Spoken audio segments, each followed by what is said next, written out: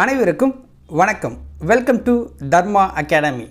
இந்த வீடியோவில் நம்ம என்ன பார்க்க போகிறோம் அப்படின்னா, அவ்வை தமிழில் 6ஆம் வகுப்பு முதல் பருவத்திலிருந்து 3வது இயல் பார்க்க போகிறோம். ஆல்ரெடி 2 இயலுக்கு உண்டான வீடியோ பதிவு நான் கொடுத்துட்டேன். அதை இன்னும் நீங்கள் பார்க்கலன்னா டிஸ்கிரிப்ஷனில் லிங்க் இருக்குது, பார்க்காதவங்க அதை யூஸ் பண்ணிக்கோங்க. ஓகேவா? இன்றைக்கி இயல் 3ல் நம்ம பார்க்க போகிற லெசன்ஸ் அறிவியல் ஆத்திச்சூடி, அறிவியலால் ஆள்வோம், கணியனின் நண்பன், ஒளி பிறந்தது, மொழி முதல் இறுதி எழுத்துக்கள் அப்படிங்கிற 5 லெசன் இதில் கொடுத்துருக்கோம். மொத்தமாக ஒரு 55 வினாக்கள் கொடுத்துருக்கோம். கூடுதலான தகவல்களும் கொடுப்போம், அதை நோட் பண்ணி வச்சுக்கோங்க தனியாக. ஓகேவா? ஸோ எப்போதும் போல் தான் வினாவை நான் 2 முறை படிச்சிருவேன். அதற்குள்ளே நீங்கள் ஆன்சர் பண்ணிடுங்க. அதுக்கப்புறம் நான் சொல்கிற ஆன்சரோட மேட்ச் பண்ணி பார்த்துட்டு எத்தனை கொஷின்ஸுக்கு நீங்கள் கரெக்டாக ஆன்சர் பண்ணீங்க அப்படிங்கிறத கமெண்ட்டில் சொல்லுங்கள். வீடியோ எப்படி இருந்துச்சு அப்படிங்கிற உங்கள் ஃபீட்பேக்கையும் கமெண்ட்டில் சொல்லுங்கள். ஓகேவா? மறக்காமல் வீடியோவுக்கு எல்லாருமே லைக் பண்ணுங்கள். சப்ஸ்கிரைப் பண்ணாதவங்க சப்ஸ்கிரைப் பண்ணிடுங்க. வாங்க இன்றைக்கி வீடியோக்குள்ளே போகலாம். ஃபஸ்ட்டு அறிவியல் ஆத்திச்சூடி அப்படிங்கிற லெசனை நம்ம பார்த்துடலாம். ஓகேவா? அதில் ஒரு போயம் கொடுத்துருக்காங்க.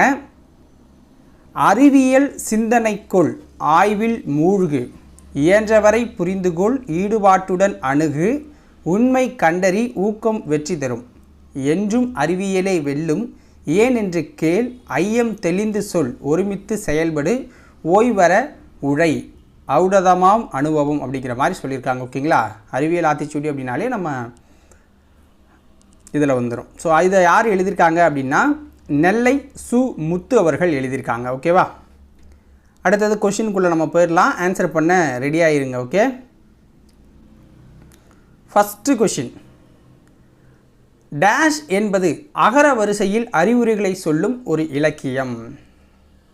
டேஷ் என்பது அகர வரிசையில் அறிவுரைகளை சொல்லும் ஒரு இலக்கியம்.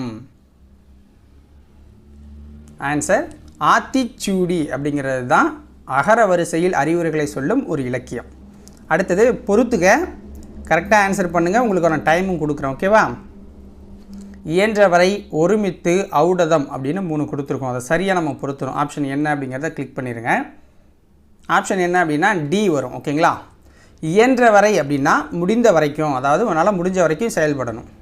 ஒருமித்து அப்படின்னா எல்லாரோடையும் ஒன்றுபட்டு செயல்படணும். ஔடதம் அப்படின்னா அது ஒரு மருந்து. ஓகேங்களா? ஔடதம் அப்படின்னா மருந்து.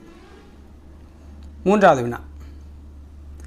தம்மை ஒத்த அலைநீளத்தில் சிந்திப்பவர் என்று மேதகு அவர்களால் பாராட்டப்பெற்றவர் நெல்லை சூமுத்து.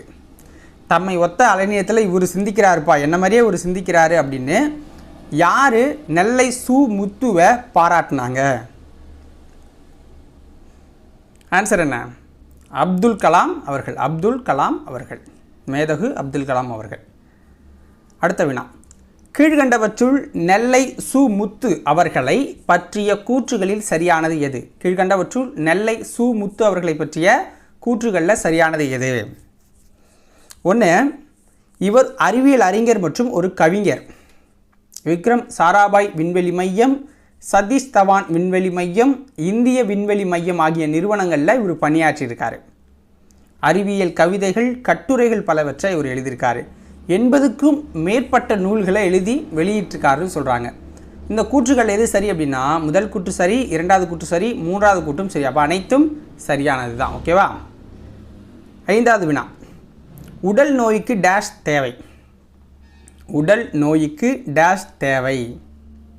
ஆன்சர் என்ன? ஔடதம் தேவை. ஔடதம்னா என்ன? மருந்து தேவை. நண்பர்களுடன் டேஷ் விளையாடு. நண்பர்களுடன் என்ன விளையாடணும்? ஒருமித்து விளையாடணும், அதாவது ஒன்றோட ஒன்றுபட்டு விளையாடணும். கண்டறி என்னும் சொல்லை பிரித்து எழுதுக. கண்டறி அப்படிங்கிற சொல்லை பிரித்து எழுதணும்னா எப்படி கிடைக்கும்? நமக்கு கண்டு ப்ளஸ் அரி அப்படின்னு கிடைக்கும். ஓகேவா? ஓய்வர என்னும் சொல்லை பிரித்து எழுத கிடைப்பது என்ன? ஓய்வர அப்படிங்கிற சொல்லை நம்ம பிரித்து எழுதணும் அப்படின்னா நமக்கு ஓய்வு ப்ளஸ் அற அப்படின்னு கிடைக்கும். ஓய்வு ப்ளஸ் அற. ஏன் ப்ளஸ் என்று என்பதனை சேர்த்து எழுத கிடைக்கும் சொல் என்ன? ஏன் ப்ளஸ் என்று என்பதனை சேர்த்து எழுத கிடைக்கும் சொல் ஏனென்று அப்படிங்கிறது தான். ஏனென்று. ஔடதம் ப்ளஸ் ஆம். ஔடதம் ப்ளஸ் ஆம் என்பதனை சேர்த்து எழுத கிடைக்கும் சொல் என்ன? ஔடதம் ப்ளஸ் ஆம் என்கிற சொல்ல சேர்த்து எழுதணும் அப்படின்னா ஔடதமாம் அப்படின்னு நமக்கு கிடைக்கும். அடுத்தது பொறுத்துக எதிர்ச்சொல். ஓகேங்களா, கரெக்டாக ஆன்சர் பண்ணுறீங்களா? ஏவா பியா சியா அப்படின்னு சொல்லிடுங்க.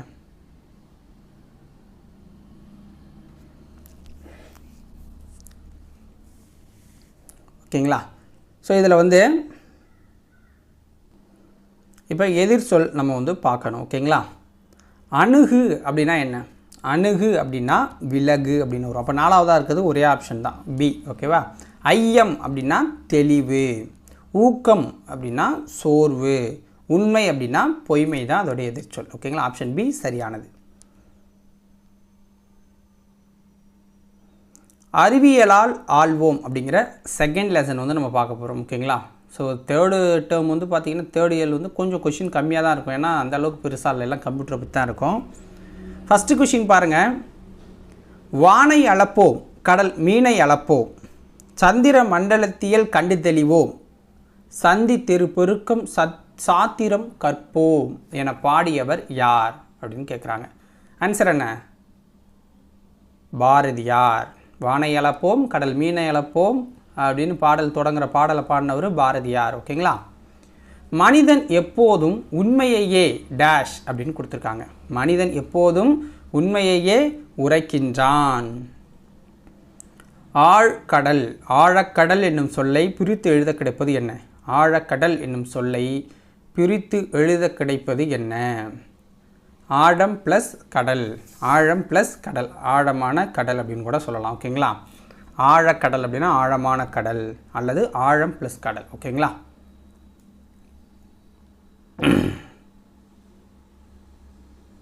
ஆழக் அப்படின்னு வந்துடுது அதனால். விண்வெளி என்னும் சொல்லை பிரித்து எழுத கிடைப்பது என்ன?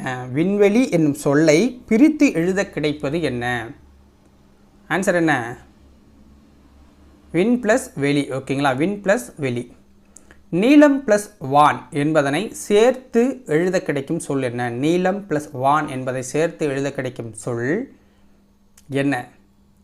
நீலவான் அப்படின்னு சொல்லுவாங்க, நீலவான்.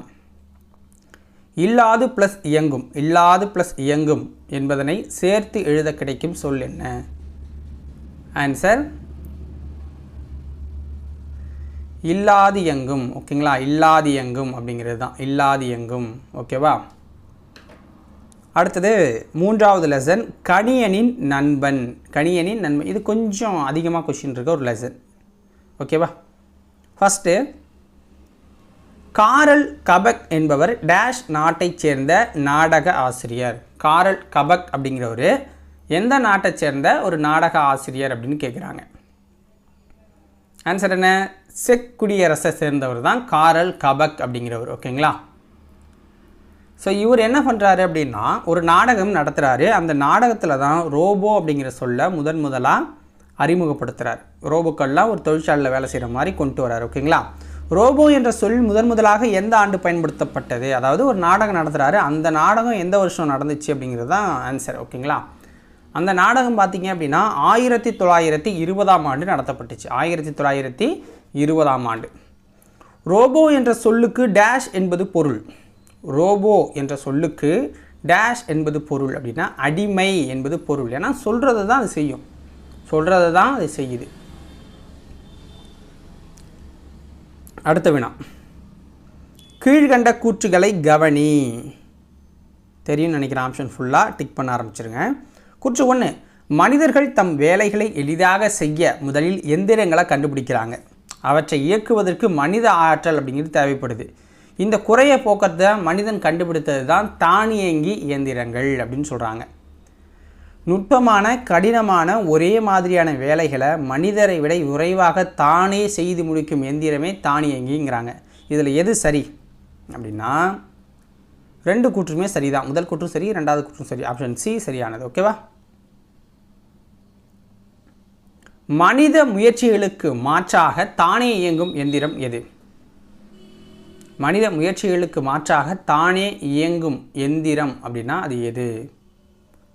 தானியங்கி எந்திரங்கள் தான்.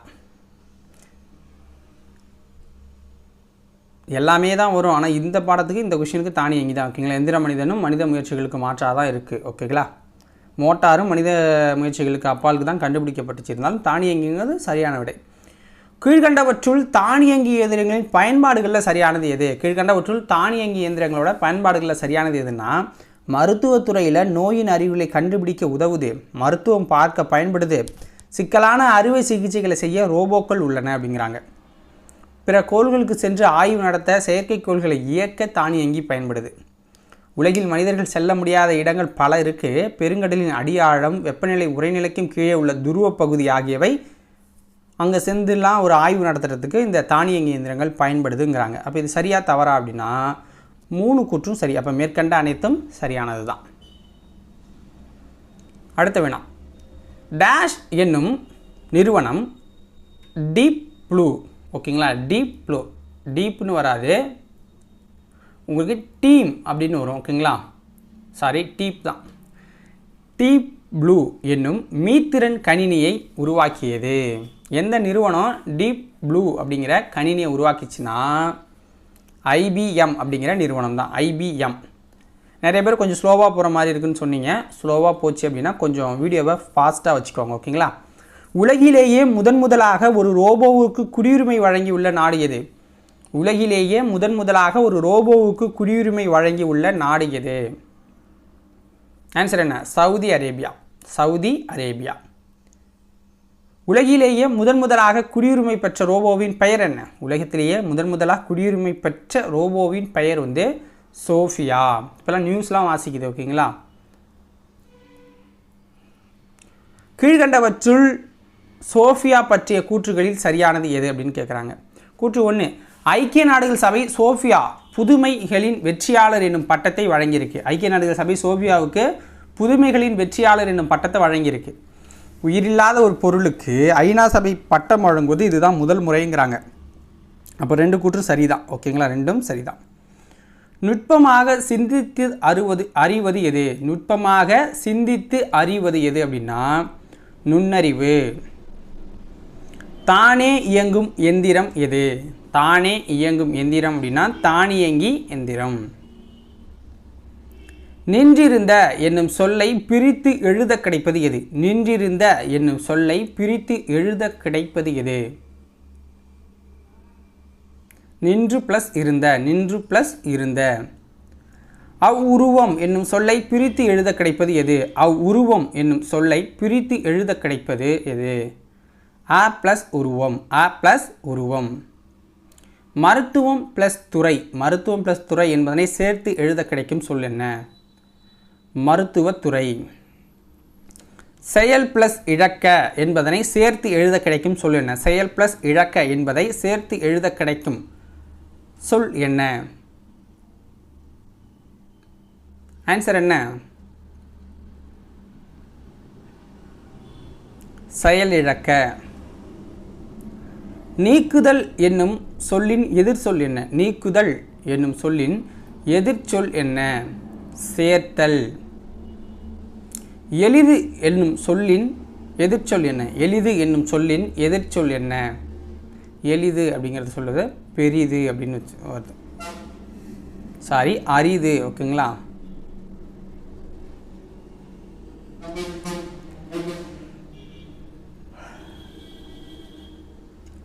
அரிது அப்படிங்கிறது தான். எளிது அப்படின்னா அரிது.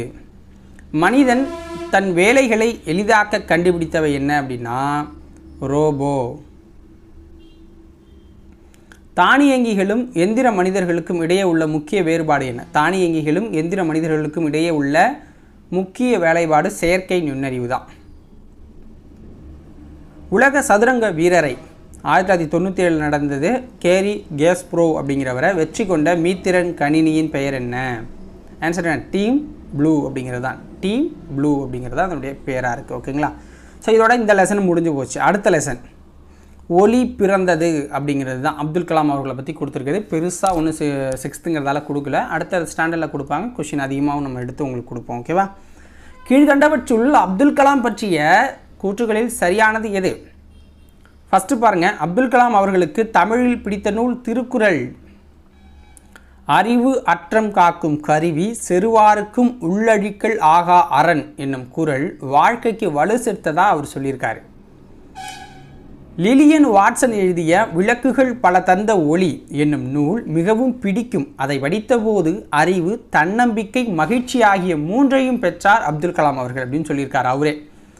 இந்த கூற்றுக்கள் எது சரி அப்படின்னா, முதல் 2 கூற்றுகளும் சரி, 3வது கூற்றும் சரி. ஓகேங்களா? அப்போ அனைத்தும் சரி. அப்துல் கலாம் அவர்கள் போலியோவினால் பாதிக்கப்பட்டவருக்காக பாதுகாப்பு கருவிகளில் பயன்படுத்தப்படும் கார்பன் எடையை கொண்டு டேஷ் கிராம் எடையில் செயற்கை கால்களை உருவாக்கினார். அப்துல் கலாம் அவர்கள் போலியோவினால் பாதிக்கப்பட்டவர்களுக்காக பாதுகாப்பு கருவிகளில் பயன்படுத்தப்படுற கார்பன் எடையை கொண்டு டேஷ் கிராம் எடையில் செயற்கை கால்களை உருவாக்குறாரு. எத்தனை கிராம் அப்படின்னா 300 கிராம் எடையில் ஒரு காலை அதுக்கு முன்னாடி 6-7 கிலோ போட்டுக்கிட்டு அவன் நடக்க முடியாமல் இருந்தது. 300 கிராம் நிறையா பேரால் இப்போ நடக்க முடியுது ஈஸியாக. ஓகேங்களா? அடுத்தது மொழி முதல் இறுதி எழுத்துக்கள். இதில் கொஷினாக எடுக்கிறதுக்கு பெருசாக ஒன்றும் இல்லை. ஓகேங்களா? அதனால் கடைசியாக கொஷின் ஒரு 5-6 கொஷினுக்கு மேலே கொடுத்துருப்போம். மீதி எல்லாம் இலக்கணம் டைரெக்டாகவே உங்களுக்கு கொடுத்துட்றேன். ஓகேங்களா? நான் ஒன்ஸ் அப்படியே படிச்சிடுறேன். நீங்கள் அதை வீடியோ பாஸ் பண்ணி கூட நீங்கள் பார்த்துக்கலாம். ஓகேவா? ஃபஸ்ட்டு மொழி முதல் இறுதி எழுத்துக்கள் அப்படிங்கிறத பார்க்கலாம். மொழி முதல் எழுத்துக்கள். மொழி என்பதற்கு சொல் என்னும் பொருள் ஒன்று இருக்குது அப்படிங்கிறாங்க. மொழி என்பதற்கு சொல் அப்படிங்கிற ஒரு பொருளும் இருக்குது. சொல்லின் முதலில் வரும் எழுத்துக்களை மொழி முதல் எழுத்துக்கள் அப்படிங்கிறாங்க. சொல்லோட முதல்ல வர எழுத்துக்களை மொழி முதல் எழுத்துக்கள் அப்படிங்கிறாங்க. உயிரெழுத்துக்கள் 12ம் சொல்லின் முதலில் வரும் அப்படிங்கிறாங்க. உயிரெழுத்துக்கள் 12ம் சொல்லின் முதலில் வரும். க, ச, த, ந, ப, ம ஆகிய வரிசைகளில் உள்ள எல்லா உயிர்மெய் எழுத்துக்களும் சொல்லின் முதலில் வரும் அப்படிங்கிறாங்க. எடுத்துக்காட்டு என்ன? கடல், காக்கை, கிழக்கு, கீற்று, குருவி, கூந்தல், கொண்டை, கேணி, கைகள், கொக்கு, கோலம், கௌதாரி. இதே மாதிரி தான் சாவுக்கும் தாவுக்கும். ஓகேங்களா? அடுத்தது ஞ, ஞ, ய, வ ஆகிய உயிர்மெய் எழுத்து வரிசைகளில் சில எழுத்துக்கள் மட்டுமே சொல்லின் முதலில் வரும். இந்த வரிசையில் இருக்கிற உயிர்மெய் வரிசையில் சில எழுத்துக்கள் மட்டும்தான் வருங்கிறாங்க. து வரிசையில் ஞ என்னும் ஒரு எழுத்து மட்டுமே சொல்லில் முதல் எழுத்தாக வருகிறது அப்படிங்கிறாங்க. ஞனம் அப்படிங்கிறது. ஓகேங்களா? அதுக்கும் இப்போ நம்ம என்ன பண்ணுறோம்? இங்கனம், எங்கனம், அங்கனம் அப்படின்னு போட ஆரம்பிச்சிட்டோம். ஓகேங்களா? அடுத்தது ஞ வரிசையில் ஞ, ஞ, ஞே, ஞோ அப்படிங்கிற ஆகிய 4 எழுத்துக்களும் சொல்லின் முதலில் வருது இந்த வரிசையில். ய வரிசையில் ய, யா, யு, யூ, ஓ, ஔ, யவ் அப்படிங்கிற ஆகிய 6 எழுத்துக்களும் சொல்லின் முதலில் வருது. ஓகேங்களா? இது எல்லாம் பின்னாடி வருதுன்னு அர்த்தம். அதை நோட் பண்ணிக்கணும். வ வரிசையில் வா, வா, வி, வி, வே, வே, வை, வவ் அப்படிங்கிற 8 எழுத்துக்களும் சொல்லின் முதலில் வரும் அப்படிங்கிறாங்க. வவ்வால். ஸோ இது மாதிரியான நம்ம சொல்லலாம். வைகை, வேல், வெற்றி, வீரன், விவேகம், வால், வம்பு அப்படின்னு கூட சொல்லலாம். ஓகேங்களா? அடுத்தது மொழிக்கு முதலில் வராத எழுத்துக்கள். மெய்யெழுத்துக்கள் 18ம் சொல்லின் முதலில் வராது. மெய்யெழுத்துக்களாக இருக்கிற 18ம் சொல்லோட முன்னாடி வராதுங்கிறாங்க. அதே மாதிரி ட, ந, ர, ல, ம, ல, ர, ந ஆகிய 8 உயிர்மெய் எழுத்துக்களும் வரிசையில் ஓர் எழுத்து கூட சொல்லின் முதலில் வராது அப்படிங்கிறாங்க. எழுத்துக்களின் வரிசையில். ஓகேங்களா? ஆயுத எழுத்து சொல்லின் முதலில் வராது. ஆயுத எழுத்து சொல்லின் முதலில் வராது. ஞ, ஞ, ய, வ ஆகிய உயிர்மெய் எழுத்து வரிசைகளில் மொழி முதலில் வருவதாக குறிப்பிடப்பட்ட எழுத்துக்கள் தவிர பிற எழுத்துக்கள் சொல்லின் முதலில் வராது. அப்படின்னு கொடுத்துருக்காங்க. இதுக்கு பார்த்தீங்கன்னா டமாரம், ரம்பம், லண்டன், பிரான்ஸு, டென்மார்க்கு போன்றவை பிறமொழி சொற்கள். இவற்றை தமிழில் ஒளிபெயர்த்து நம்ம எழுதிக்கிட்டு இருக்கோங்கிறாங்க. ஒரு எடுத்துக்காட்டாக கொடுத்துருக்காங்க. மொழி இறுதி எழுத்துக்கள் நம்ம பார்க்க போகிறோம். மொழி இறுதி எழுத்துக்கள். சொல்லின் இறுதியில் வரும் எழுத்துக்கள் மொழி இறுதி எழுத்து அப்படின்னு நம்ம சொல்கிறோம். உயிரெழுத்துக்கள் 12ம் மெய்யுடன் இணைந்து உயிர் மெய்யாக மட்டுமே மொழி இறுதியில் வருது. இங்கு, இன்னு, இன்னு, இம்மு, இய்யு, இரு, இல்லு, இவ்வு, இழு, இல்லு, இன்னு ஆகிய மெய்யெழுத்துக்கள் 11ம் மொழியின் இறுதியில் வரும். எடுத்துக்காட்டு கொடுத்துருக்காங்க. உறிஞ்ச், வெரின், அவ் அப்படின்லாம். ஓகேங்களா? அடுத்தது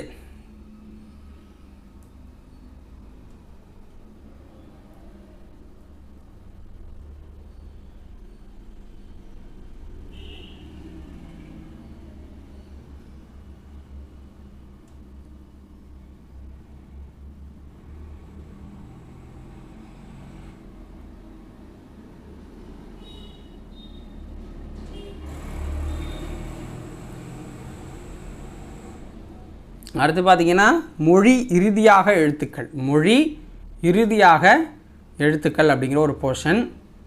சொல்லின் இறுதியில் உயிரெழுத்துக்கள் தனித்து வருவதில்லை. உயிரெழுத்துக்கள் மிகிழ்த்துடன் இணைந்து உயிர்மெய்யாக மட்டுமே சொல்லின் இறுதியில் வருது. அளப்படை எழுத்துக்களில் இடம்பெறும் போது உயிரெழுத்துக்கள் சொல்லின் இறுதியில் வருது. ஆயுத எழுத்து சொல்லின் இறுதியில் வராது அப்படிங்கிறாங்க. இக்கு, இஞ்சு, இச்சு, இட்டு, இத்து, இப்பு, இரு ஆகிய 7 மெய்யெழுத்துக்களும் சொல்லின் இறுதியில் வருவதில்லை அப்படிங்கிறாங்க. உயிர்மெய் எழுத்துக்களுள் ஞ எழுத்து வரிசை சொல்லின் இறுதியில் வராது அப்படிங்கிறாங்க. கார்த்திகே, ஹாங்காங்கு, சுஜித்து இதெல்லாம் கொடுத்துருக்காங்க. பிறமொழி பெயர் சொற்களில் இவ்வெழுத்துக்கள் இறுதி எழுத்துக்களாக இடம்பெறுவது உண்டு. அதாவது பிறமொழி சொற்களாக இருக்கும்போது இடம்பெறும், மற்றபடி இடம்பெறாது அப்படிங்கிறாங்க. எகர வரிசையில் கே முதல் நே முடிய எந்த உயிர்மெய் எழுத்தும் மொழி இறுதியில் வருவதில்லை. ஓகர வரிசையில் நோ தவிர பிற உயிர்மெய் எழுத்துக்கள் மொழி இறுதியில் வருவதில்லைங்கிறாங்க. நோ என்னும் எழுத்து ஓரெழுத்து ஒரு மொழியாக துன்பம் என்னும் பொருளில் வரும். நோ என்னும் எழுத்து ஓரெழுத்து ஒரு மொழியாக துன்பம் என்னும் பொருளில் வருதுங்கிறாங்க. அடுத்து சொல்லின் இடையில் வரும் எழுத்துக்கள் அப்படிங்கிற டைட்டில். மெய்யெழுத்துக்கள் 18 சொல்லின் இடையில் வரும். உயிர்மெய் எழுத்துக்கள் சொல்லின் இடையில் வரும். ஆயுத எழுத்து சொல்லின் இடையில் மட்டுமே வரும். அளப்படையில் மட்டுமே உயிரெழுத்துக்கள் சொல்லின் இடையில் வரும். நல்லா நோட் பண்ணிக்கணும், அளப்படையில் மட்டுமே உயிரெழுத்துக்கள் சொல்லின் இடையில் வருது. ஓகேவா? அடுத்தது நம்ம வினாக்களுக்கு வந்துருவோமா? ராமன் விளைவு என்னும் கண்டுபிடிப்பை சர் சி வி ராமன் வெளியிட்ட ஆண்டு என்ன? ராமன் விளைவு என்னும் கண்டுபிடிப்பை சர் சி வி ராமன் வெளியிட்ட ஆண்டு என்ன? 1928 பிப்ரவரி 28. 1928 பிப்ரவரி 28 வெளியிட்டிருக்காரு. இந்தியாவிற்கு முதல் அறிவியலுக்கான நோபல் பரிசு பெற்றிருந்தவர் யார்? இந்தியாவிற்கு முதல் அறிவியலுக்கான நோபல் பரிசு பெற்றிருந்தவர் யார் அப்படின்னா சர் சி வி ராமன் அவர்கள். தேசிய அறிவியல் நாள் எப்பொழுது அனுசரிக்கப்படுகிறது? தேசிய அறிவியல் நாள் எப்பொழுது அனுசரிக்கப்படுது அப்படின்னா பிப்ரவரி 28. பிப்ரவரி 28. ராமன் அவர்களுக்கு நோபல் பரிசை பெற்று தந்த கேள்வி எது? ராமன் அவர்களுக்கு நோபல் பரிசை பெற்று தந்த கேள்வி எது அப்படின்னு கேட்டிங்கன்னா, கடல் நீர் ஏன் நீல நிறமாக காட்சியளிக்குது? எப்படின்னா அவர் வந்து ஒரு நாட்டுக்கு போகிறார். ஓகேங்களா? என்னைக்கு போகிறாரு? 1921ஆம் ஆண்டு ஒரு நாட்டுக்கு போகிறார், இங்கிலாந்துக்கு போகிறாரு. ஸோ அப்போ போகும்போது தான் அவருக்கு தோணுது, என்ன அது கப்பலில் தானே அப்போ போயிருப்பாங்க, ஏன் இப்படி வந்து கப்பலில் வந்து இந்த தண்ணி மட்டும் நீளமாக இருக்குது, அள்ளி பார்த்தா வேறு கலரில் இருக்குது அப்படிங்கிற மாதிரி அவர் யோசிக்கிறாரு. ஸோ அப்புறம் போயிட்டு வந்துட்டுலாம் பார்த்தீங்க அப்படின்னா அவரோட ஆய்வகத்தில் ஆராய்ச்சியை பண்ணுறாரு.